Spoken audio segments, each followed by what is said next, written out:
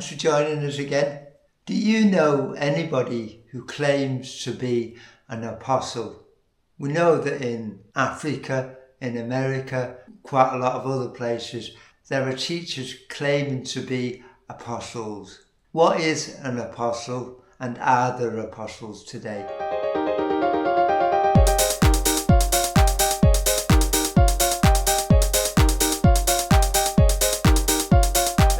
Looking in the book of Acts chapter 1, and the background to this is that Judas, who betrayed Jesus, went and hung himself. He must have been hung for so long that eventually the weight of his body caused him to rupture, and his intestines fell out, and he fell into a field, and it became known as the field of blood. And so the apostles had to find a replacement for Judas. We're going to read from Acts chapter 1, verse 21 to 26. And we'll talk about it as we go on. But if you read verses 15 to 20, that gives you a bit of the background of what I've described about Judas there. 21. Reading again from the New Living Translation. So now we must choose a replacement for Judas from among the men who were with us the entire time we were travelling with the Lord Jesus, from the time he was baptized by John until the day he was taken from us. Whoever is chosen will join us as a witness of Jesus' resurrection. It was important that whoever was going to replace Judas was a disciple from the start. So Judas must have been. So this person had to be as well. He had to be a witness to Jesus' baptism by John the Baptist back in the River Jordan, when the Holy Spirit came down and the Father spoke from heaven and said, "This is my beloved Son, in whom I'm well pleased." And throughout his ministry must have been a disciple of Jesus from that time until his ascension. And so there couldn't have been many candidates for that. And here they only found two that were appropriate. Verse 23 says, "So they nominated two men, Joseph called Barsabbas, also known as Judas, and Matthias. Then they all prayed, 'O Lord, you know every heart. Show us which of these men you have chosen as an apostle to replace Judas in this ministry, for he has deserted us and gone where he belongs.'" And during Jesus' ministry, Jesus knew that Judas would betray him right from the beginning. And you'd think, well, why did Jesus choose him if he was going to be a betrayer? Because it was scriptural. This was something that God ordained. And it seems inconceivable, but Judas was a thief. And we know that from John chapter 12, when Mary poured the perfume all over him, over Jesus. And Judas rose up and said, "Why this waste?" And it says that because he didn't care for the poor, he cared about money. And he often helped himself to the treasury. He was in charge of the money of the disciples, and I'm sure there must have been a lot of grumbling and suspicion of him. And that was even before he betrayed Jesus to the Pharisees and Sadducees.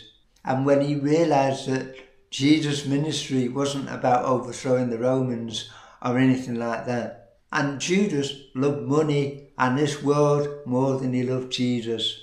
So he was never a true apostle, even though he went out with the 12 and the 72 on their missionary journeys as instructed by Jesus, and he probably healed the sick, probably prayed and laid hands on people, and he may have enjoyed that ministry and such.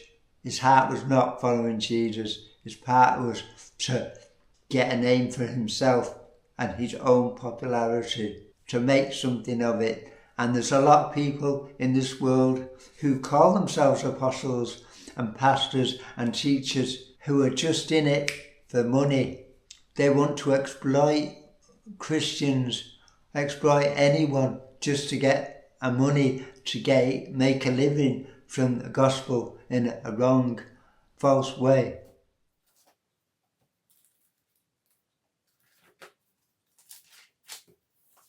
And so, verse 26, then they cast lots, and Matthias was selected to become an apostle with the other 11. So they prayed and they cast lots, so that they left it in God's hand. What does an apostle mean?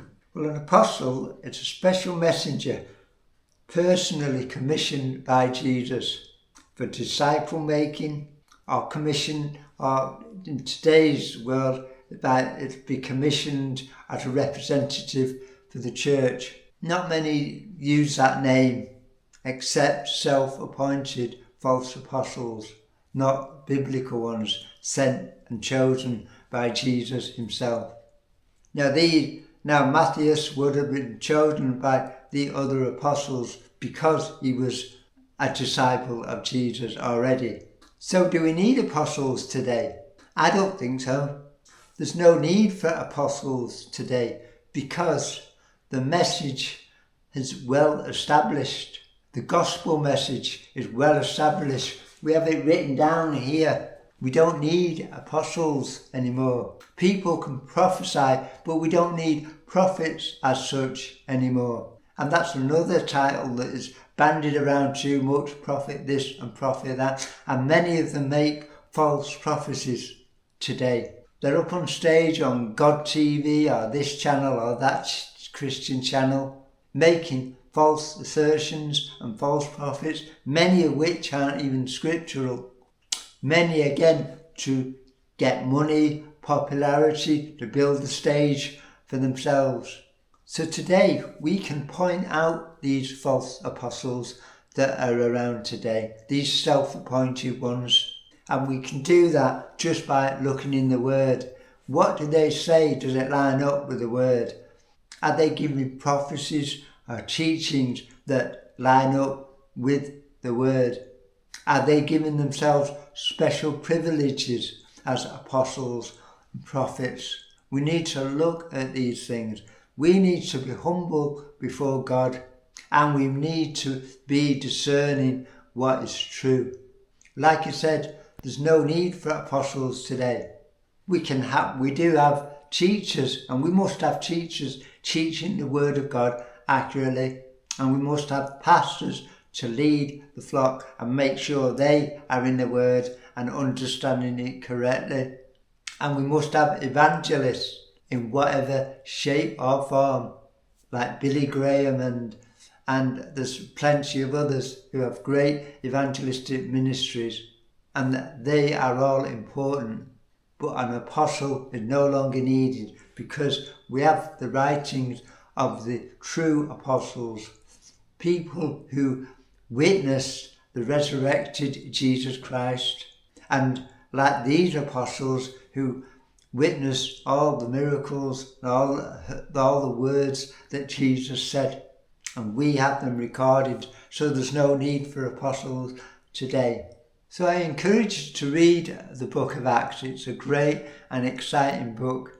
It's not really the Acts of the apostles as such, it's the act of the Holy Spirit through them, because after Jesus ascended, the apostles were empowered from on high by the Holy Spirit to take the gospel everywhere.